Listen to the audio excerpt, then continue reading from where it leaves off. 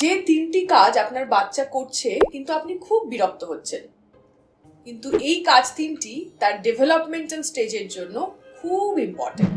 জেনে নিন এই ভিডিওটি স্ক্রল না করে।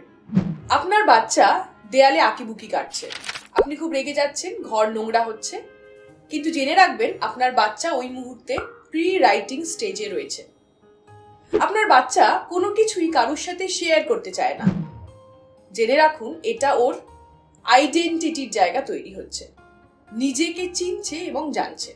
আপনার 15 মাসের বাচ্চা আননোন কারোর কাছে যেতে চায় না, তাতে আপনি খুব বিরক্ত হন, কিন্তু জেনে রাখুন ওর অ্যাটাচমেন্ট তৈরি হচ্ছে উইথ নোন পারসন।